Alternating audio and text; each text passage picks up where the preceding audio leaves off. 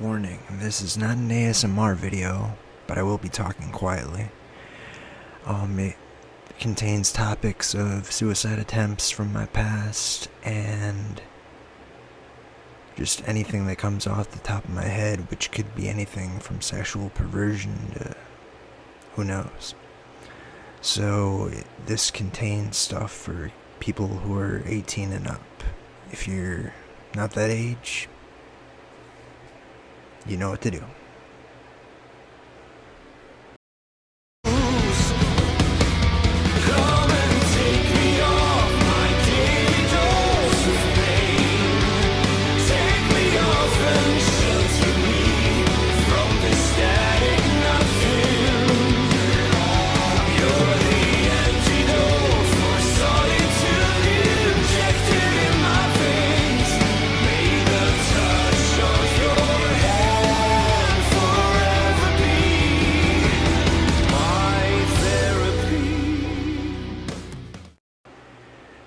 Welcome to session 1 of my therapy.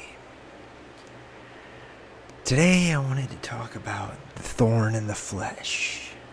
It's a Bible reference, but at the same time, I don't take, Bible references and talk about religion and stuff like that. I take it and think about it in a philosophical and, poetic kind of way.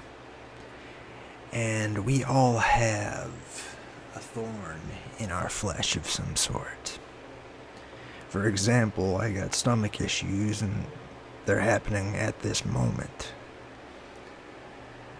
So yeah, we all have that thorn in the flesh, which is basically something that we gotta bear that we don't want to bear. And the whole thing is like, God says in the Bible, well, my grace should be sufficient enough for you. Well, if you want to think universally, that means all this stuff around you is sufficient enough. You just have to find something to ease you a bit.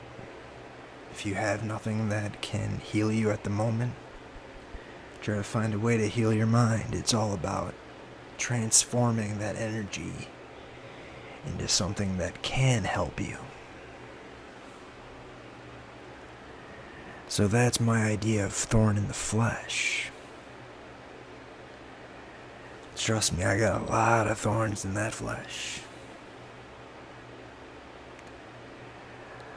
I grew up with this thing called sensory processing disorder, so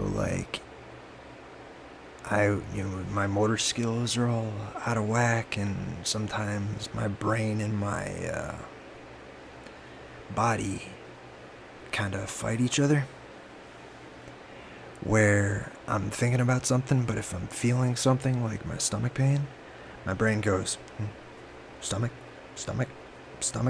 even, if there's any kind of pain, I get distracted. And that's another reason I don't drive, because of the whole anxiety and distraction of it. Even though I wasn't a bad driver, but I never really did pass the driver's test. Anyway, that, and I had a lot of speaking of anxiety is my biggest thorn. Let's talk about how, well, first of all, I used to get afraid that I was going to get picked on when I was a kid. And trust me, my family's not going to watch this, so. I used to get bullied a lot when I was a kid, but I also had family members, my parents used to drink a lot of alcohol, and they used to scream a lot, like a lot when they were drunk. They'd scream at each other back and forth. And this happened almost every night, so it's kind of like, threatening to hit somebody, but in a vocal way. So I always get kind of anxious about things because I don't want people to yell or I don't want people to do anything. Because that's how my brain was trained. But yeah. Anyway. I know I keep saying anyway, but you know what? This isn't for you. This is for me. You guys just get to hear this. But yeah. I had a lot of anxiety issues when it came to my jobs. My first job was a bagger at a grocery store. Somebody with sensory issues and, like motor skill issues that get confused. Things coming at you constantly and you're trying to slowly do things. That's not gonna work. I had really a lot of anxiety and nightmares and people telling me that I'm not doing things right, and it's like, I don't know, I probably could have talked them out of putting me on bags and getting me to do something else, but at the time I was just like, nope, I'm done. Because, my brain was just way too anxious at that point. Now I take anxiety meds, but, and then I had more jobs. I had a job at the naval base, and I had a girlfriend at the time. Oh boy, hang on. So anyway, I had a girlfriend at the time, and my emotions weren't exactly stable at the end of our relationship, because she basically just went on with another guy. And like I said, are we not together anymore? And she said, well, isn't it obvious? So my emotions were like, and at the same time I'm supposed to be doing this high-paced cleaning job where you have to be really fast, and they yell at you like drill sergeants because they work for the Navy base. So yeah, I didn't do so well in that either. I had a panic attack and I didn't go back. Job number 2, I just left.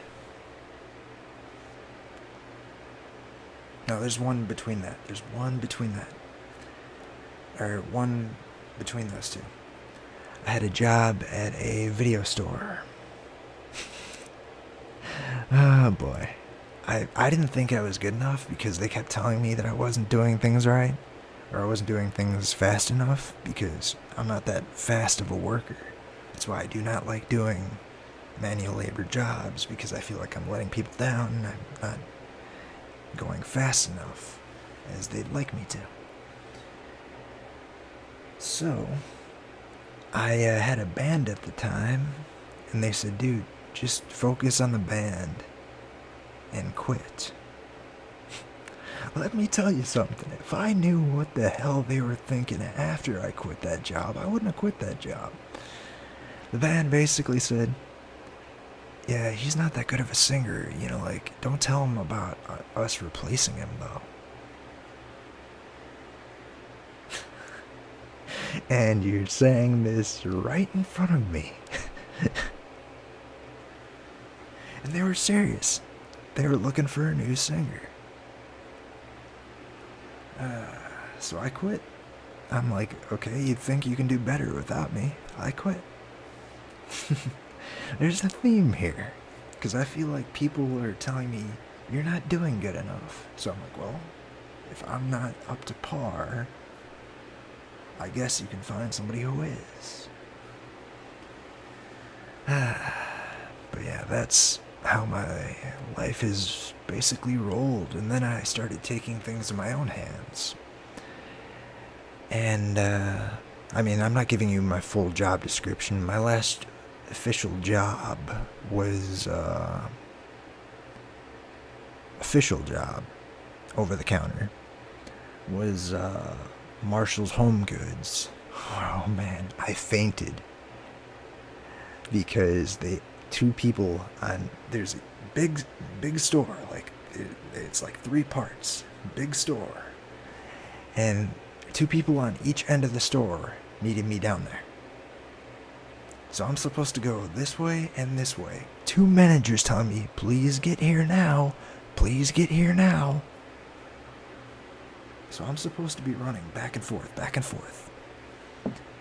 Finally, I go, and I was trying, the valve on the water was stuck because I had to clean up this spill on the floor at the cash register. And by the time I got the water filled up, I needed water because I was running back and forth, back and forth. And when that valve got stuck, the hose sprayed my entire uniform. So I go in to get some water because I'm out of breath. Next thing I know, boom, I'm on the ground. They ask how old I am, and they tell, the paramedics tell me to tell her to get my records, and she's like, he's 18, what difference does it make? I wasn't 18.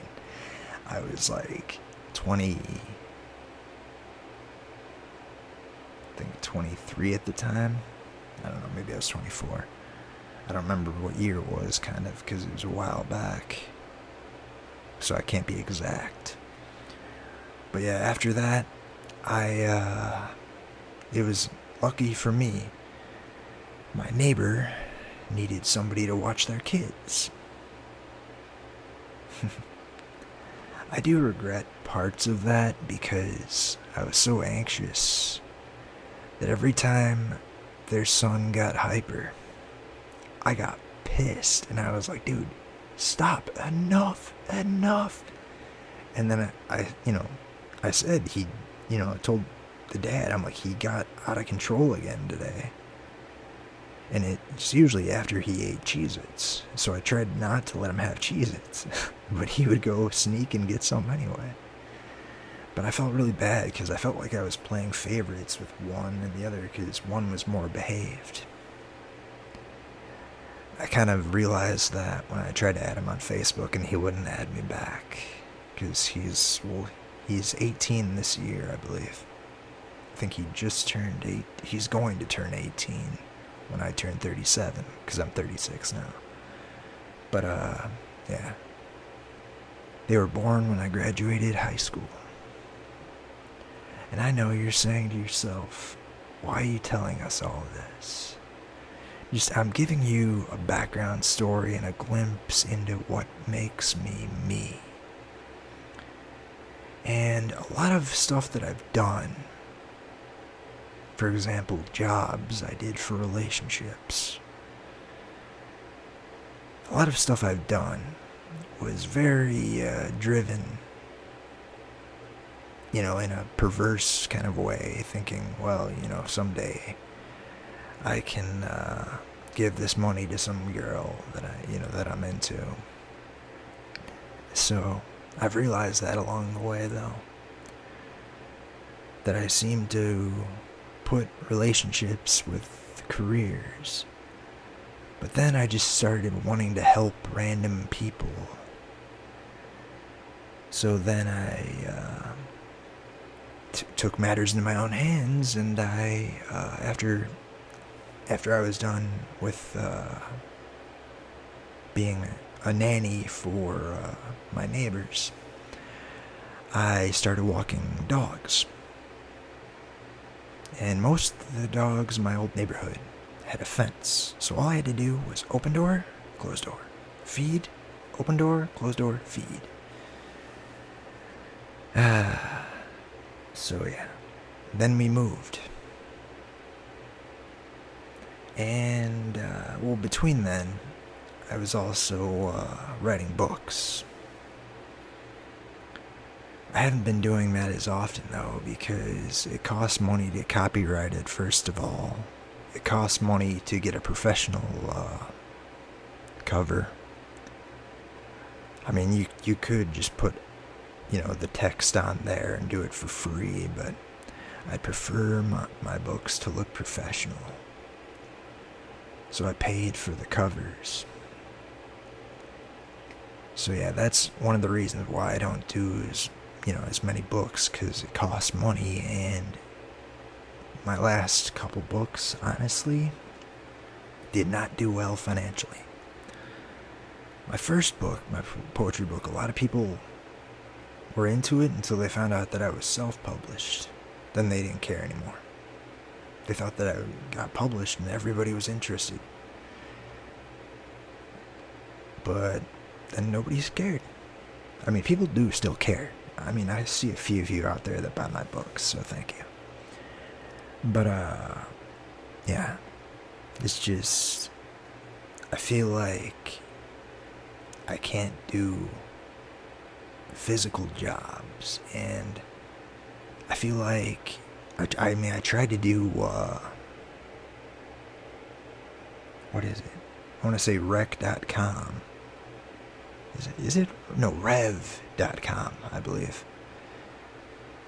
It's the transcription site, and I tried working for them. I actually still kind of under them, but it's not a contracted job.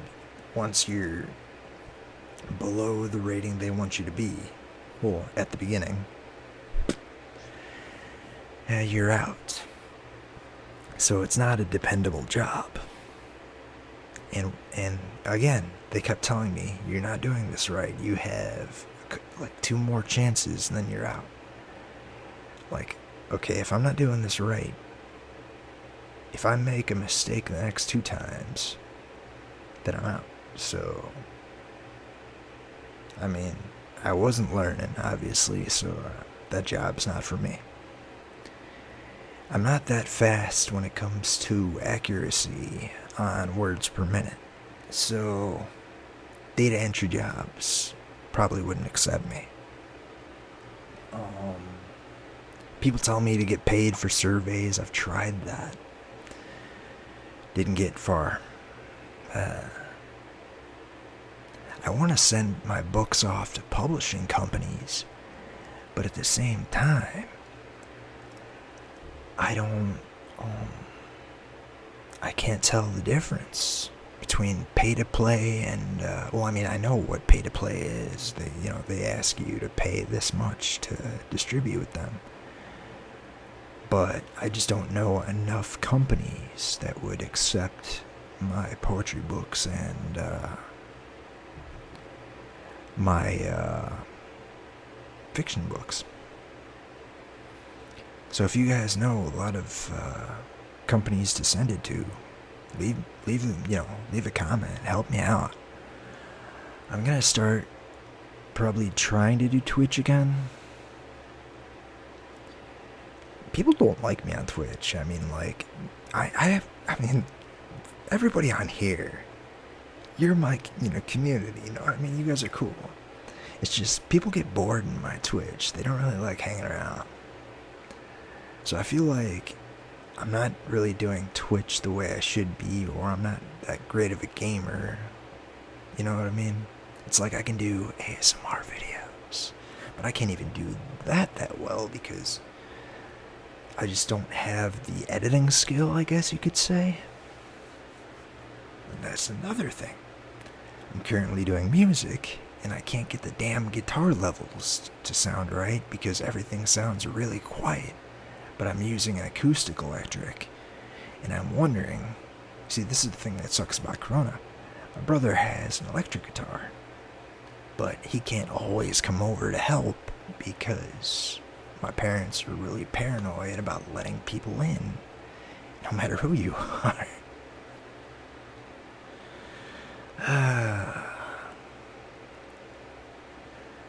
So everything I keep trying, something has a catch to it. It's like I keep trying to do stuff, and then something happens where it's like, nah, you should just quit wasting your time. Like, I wanted to do EDM music. That's gonna take a long time to learn if I want to learn that. Holy crap.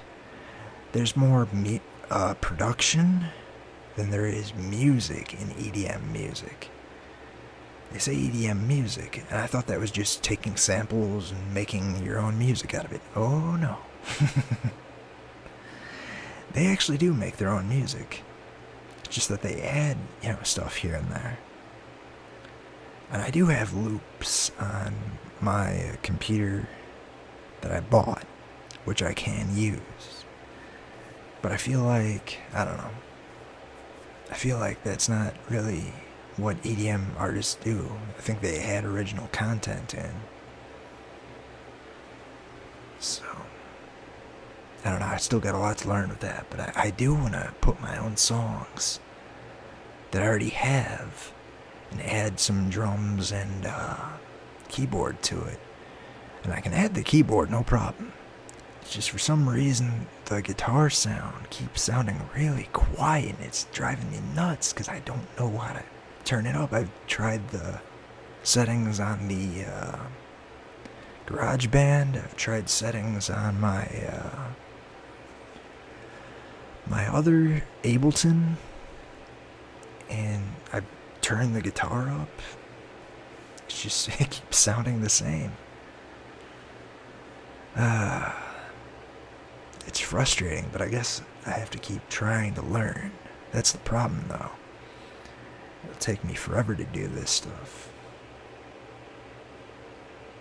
But I'm still gonna be writing my alliteration poem book. I'm gonna try to publish that. I'm gonna do my own drawing for that one, so. Come to think of it, though. Crap. I don't know how to resize it right. Maybe I can get somebody on Facebook that would know how. I don't know. Anyway.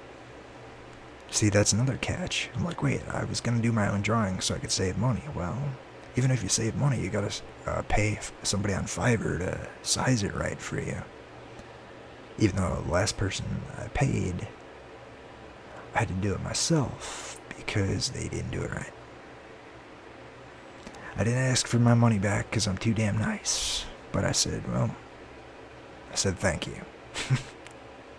I didn't want to argue. That's my personality. I don't like arguing with people. So I'm just like, you know what? Screw it. You tried. And that's me. That's my history with work. My history in relationships, well, first relationship, high school. I dated a girl who it was really, really crazy. Just, I don't know if this really was happening or if it was just the way that my friend portrayed it happening, but he claimed that his family would not like it because I was dating his cousin, and his family would not like it if I got with his, not got together, but like not that way, but because I'm white and they're Indian. The way he made it sound, unless it was just his prejudice, because she is freaking married to a white guy. But, the way he made it sound was our families would clash if they found out. And I hate to say it, but my families weren't exactly thrilled with it. Or my family wasn't exactly thrilled with it either. But I see things differently, so. That relationship ended because I don't drive, and I couldn't get a way to drive to her, and she lived in Aurora, which is about 2 hours from where I lived in Gurnee. Yeah, I'll tell you, I don't care.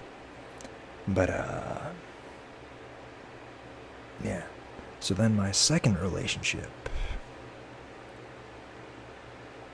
That was...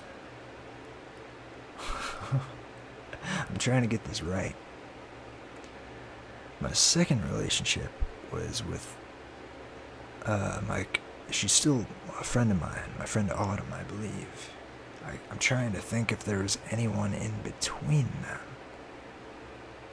I don't believe there was. No, I think I had a year before that. Wasn't the first girl I kissed, though. The first girl I kissed was freshman year. I think my friend's cousin was sophomore year. And I think junior year I didn't do nothing because my brain was like not in a good place. That was the time of my suicide attempts.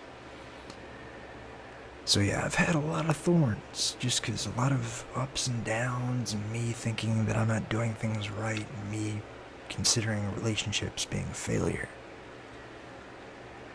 So I've had a lot of thinking that I can't do anything right, and blah blah blah, that kind of crap. That's me. I really did have a good relationship going with my ex from when I was a senior year. But, I mean, like our families are still friends, but, yeah, like, I got transferred to a different school because people were threatening to kill me. Oh man, I'm thinking if I could say this without being liable for anything, but basically I did something at lunch that was a health risk for myself, physically, and had nothing to do with alcohol or anything to drink. I'm just gonna say that's not what it was. But, yeah, I got sent to the ER, and they thought that I needed to be sent to an evaluation school to be evaluated psychologically, which, I don't mind telling you. This is just me talking. This is me being me. And, yeah, so after that, we didn't see each other for a while. And I found out one of the reasons why was because one of her best friends wanted to date her, but he was too scared to tell her that he was gay. Guess who he went after years later? Not that that's a bad thing. I'm not saying that. It has nothing to do with the being gay part. What I mean by went after, I mean we were friends, and this dude was physically all over me when he slept over one night, and I woke up and I was like, what the? Because I had no idea what the hell was going on. And then I went to the bathroom, and he, like, I'm in, my boxers because I was, sleeping. And then he tries again. He goes for the grab. And I'm like, are you freaking kidding me? And then he has the guts to say that he wants to try again. I'm like, try what again? There was nothing to try. It was a one-sided thing. Oh, man. So, the reason why she decided that we should split was because she was dating him.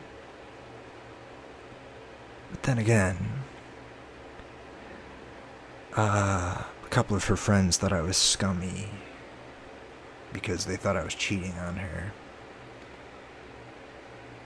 Because I was goofing around with some girl, but I wasn't, never touched her. She flirted with me, that was it. It was like one flirt, too. She was trying to dig into that drama. But not my ex, but the girl that was trying to, you know, cause drama with me. But yeah, so after that,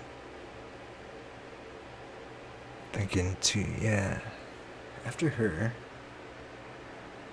I dated a girl in 2004 for 1 week.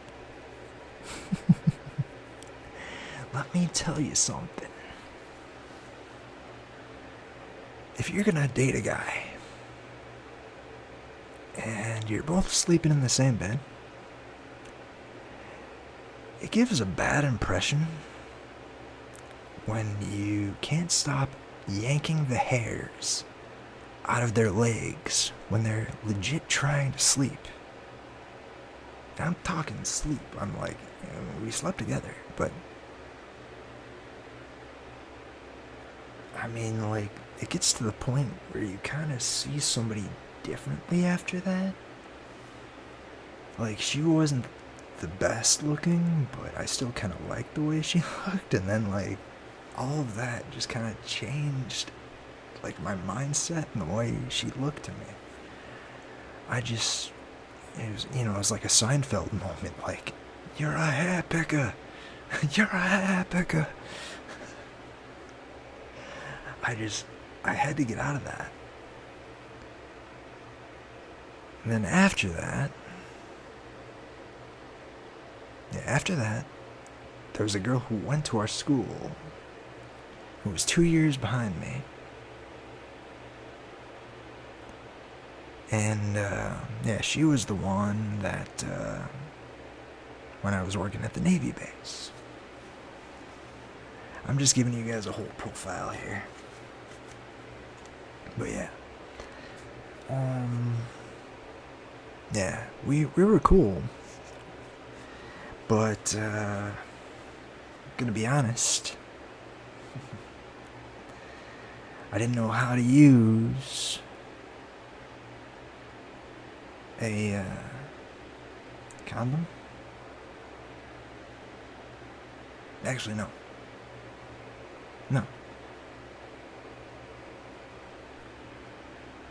I did. With the other girl. The one that I talked about before this, so it was flipped. So, I didn't know how to use a condom with this girl that was 2 years behind me.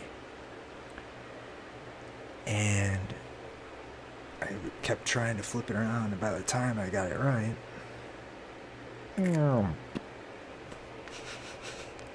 too much information.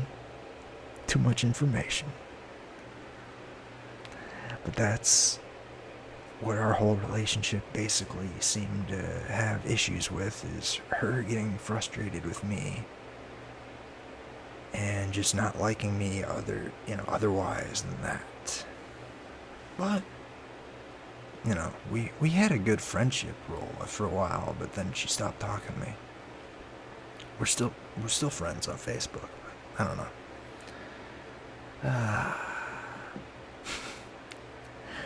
So then after that,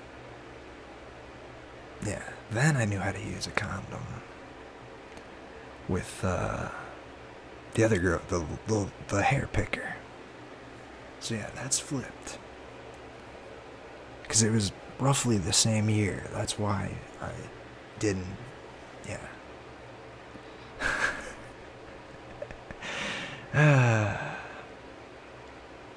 Then after that, wasn't in a relationship for a couple of years. A girl on Match.com found me, which to me was a shock, because I'm usually reaching out to them. So we went out, and on our second date, she asked me to go with, because her friend couldn't go. I think she wanted, to get to know me more, but she said her friend couldn't go to San Francisco to see Pearl Jam with her, and they both had tickets on different nights. We learned a lot about each other on that trip because I was 3 days without sleep on a Greyhound. I'll never do that again. I mean, I might, but not promising I'll be sane if I do that with anybody else. Yeah, that trip kind of did a lot for us, but we still cared about each other at the time. But that's because she was insecure about herself. And then, she quit her job because they fired one of her friends, and she lived in, like, Wisconsin, in a city about half hour away. So she quit her job and said, well, I don't think I'm going to be coming out here anymore. I think I'm going to be moving away to find a different place. Because she said that she thinks she's going to be kicked out because she can't pay rent. And she was living with her friend. If you're going to tell me you're going to be kicked out on the street and we're dating, I can't do it anymore because, like, that was a lot to deal with. But I took her in. Then she got a job at our grocery store. Then that's when all the cheating started with her. She didn't have the guts to tell me that she didn't want to be with me anymore, which is the whole reason why she was staying there, even though she could have said, I gotta leave. She could have just left. Or she could have, just told me, I'm not going to be staying here for long. I just need to find, another place. She could have told me that, but no. She had me believing we were still dating while she was cheating on me.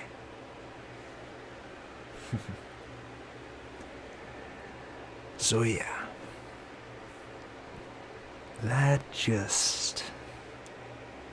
I forgave her. She didn't have another place to live because she thought that she could move in with this guy and his family wouldn't let her. That's what I found out later when I thought back about all this. And I got her tickets to go with because she wanted to go to Lollapalooza for her birthday. I thought it'd be a good birthday gift. Don't get a girl expensive tickets if she cheated on you once before. Because then another guy came into the picture, claims that she's just a friend, but she wanted to hang out with him and wanted me to come along. She wanted me to come along because we were living in my parents' house at the time. She didn't want them to think anything. By the end of that whole situation, I could tell they didn't want me there. They were into each other and hoping that I'd go away. I had a job interview that I had to go to, so lucky for them, I went away. That was the Marshall's Home Goods. And, that's another reason I quit that job. Because I just had too much anxiety and too much depression going on with that. But yeah. She told me the day before Lollapalooza. No, a couple days before Lollapalooza. Tomorrow I'm going to be going with my mom. And I'm going to stay the night at her house. And then I'll be back to go to Lollapalooza with you. I could have just let her lie. But I decided to be a smartass and said, messaged her brother, so, your sister's coming over tomorrow. She is? Yep, that's what she tells me.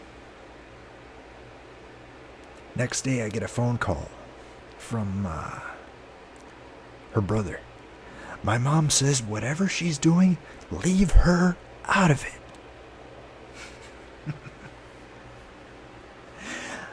I called her up and I said, guess what? Busted. She goes, and? You called me at work for this? Yep. Busted. Well, I gotta go, she said. Hung up the phone. She didn't step foot in that house until, I think, 2 years later? Because she wanted to see. Well, technically, they were her cats when she first got them. She left the cats there. Then 3 years later, she wanted the cats back. But she said that she didn't know when. She said she'd have to contact me about when. No, that's not going to work for me. You don't leave these cats here with me to take care of for 3 years. And then tell me, oh, they're mine. Nah. These cats had a lot of stuff happen to them, apparently, like when they were kittens. Because, like, when I try to pick my cat up, the girl, she don't want to be picked up. She freaks out. But that also could be because I had to give them a flea bath one day because they got out of the house and came back in with fleas. So she could be, thinking that I'd throw her in a tub and that's why she freaked out. But, besides that, yeah, that didn't go over so well, and 10 years later we talked, and then she just felt awkward and unfriended me and blocked me.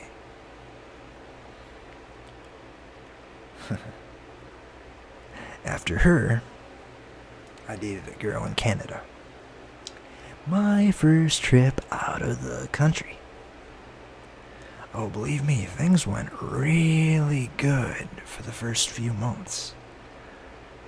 I traveled to see her in the middle of winter on Prince Edward Island in 2008, and there was a huge ice storm right in the middle of my visit.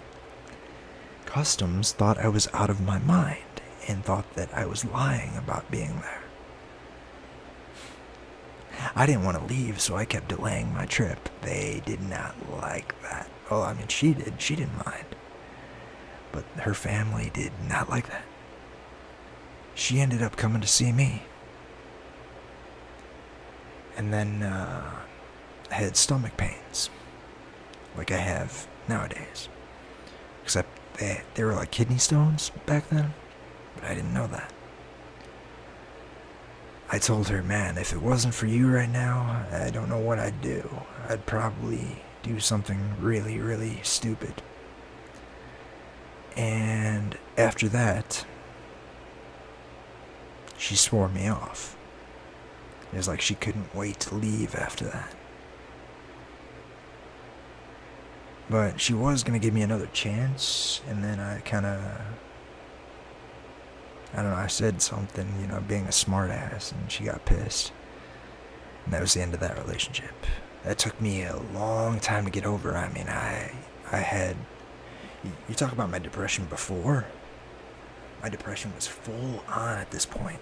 Like, I would literally lay down, sleep, get woken up for dinner, go eat, lay down, sleep, get woken up, lay down, sleep. I was like comatose depressed. Nearly comatose. But, you know what I mean. I was almost in a state of not waking up, but people woke me up. It's just a metaphor, but anyway.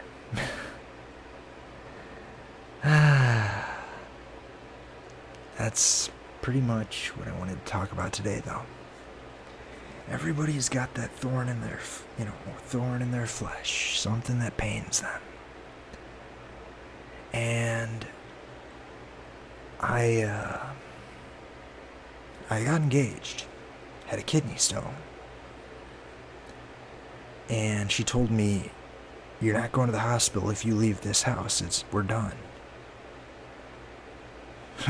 It was an emergency. I said, "Screw you." Well, I got out of the house, but the parents were kind of iffy about me going to the hospital because I didn't have insurance at the time. And, they didn't really want to pay. So I kind of just had to let the kidney stone pass. Well, I didn't know it was a kidney stone until quite a few years later. Anyway, that ended that. I mean, she was cheating on me too. I mean, like, she'd be staying out and talking about how she was spending time with her ex-husband because they wanted her little girl to have a family.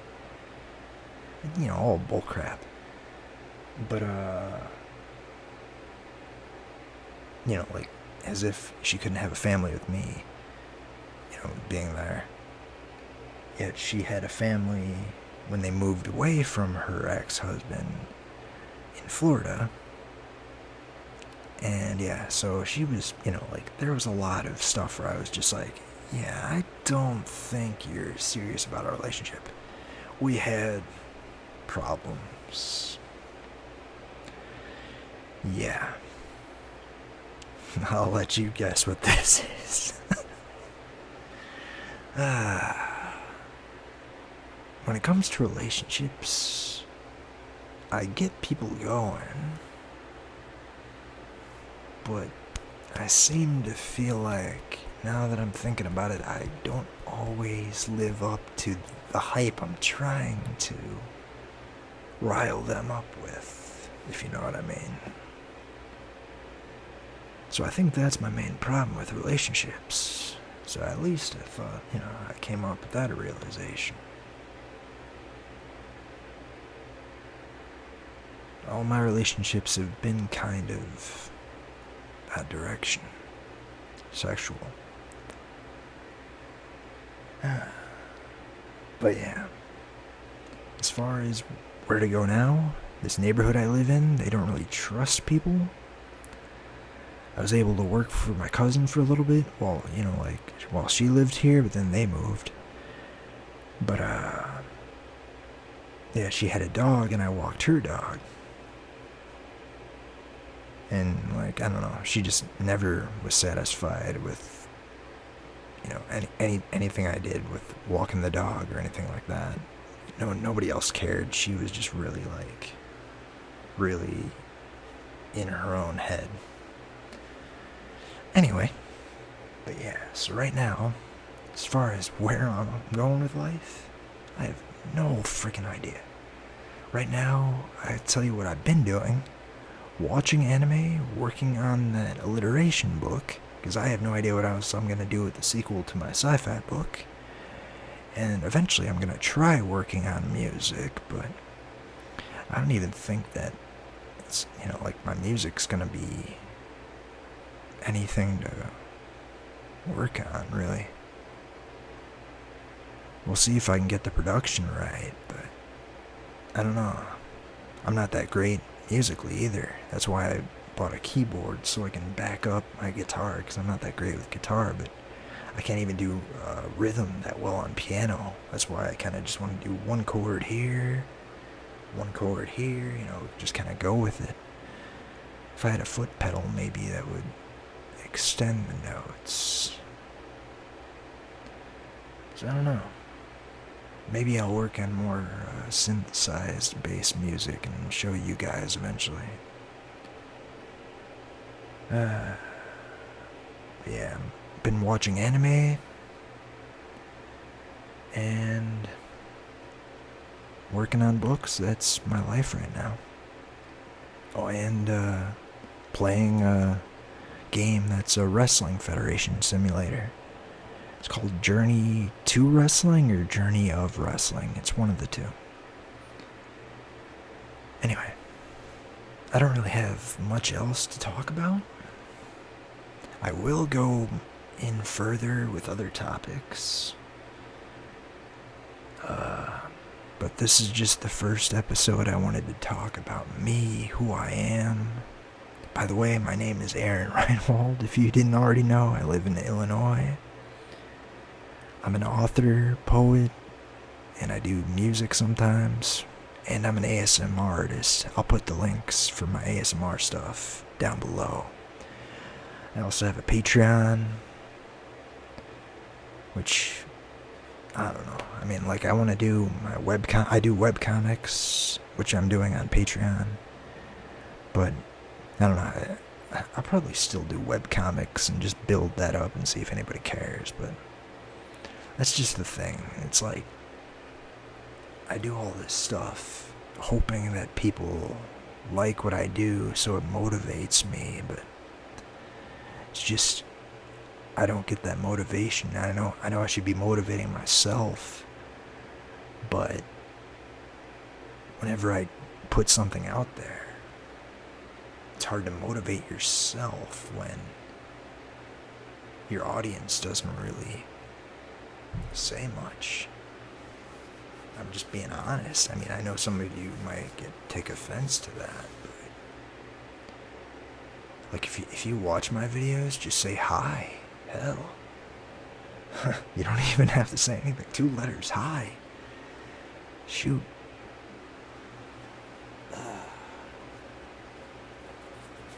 Yeah, I've had stomach problems ever since I started drinking alcohol, really. I probably had it before then, too, and never noticed, though. But they seemed to worsen when I was drinking, and then I stopped drinking after I had kidney stones. I stopped drinking in 2011. Yeah. And I started drinking technically when I was 20. But legally I was drinking 21, but I snuck alcohol when I was 20, and that was in 2003. Turned 30 in 2013. Anyway, I'm really babbling on, but that's another thing. I might do ASMR on Twitch some more. Hopefully people will enjoy my ASMR. I mean, people get bored with my ASMR because nobody stays. But yeah, I feel like every time I put effort into something always, and I can't figure out a way to go above it. So I back around. Sorry. But yeah, you get the idea. Wall, turn around, come back the same way. And I don't think I'm moving that wall any further back. It's just hit the wall, back around. Hit the wall, back around. I just feel like I'm not progressing, you know? That's why, like, I question myself a lot. I get really, like, dark. I'm not feeling that way now, but I have a way out if I ever wanted to. But yeah, because I feel like I'm just wasting my life away. I did live on my own. I lived with my ex-fiance, but she took all my money.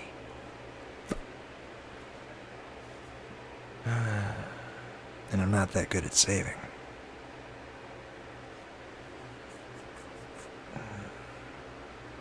Anyway, I don't know. What I'd like to do is have a certain amount of money in boxes, like up here, so I can keep track of it and not touch it. Like, if I see my stuff online getting low, it's like, alright, no more. Because that stuff I need to save for the future. And that's what I want to do. So maybe I will do that.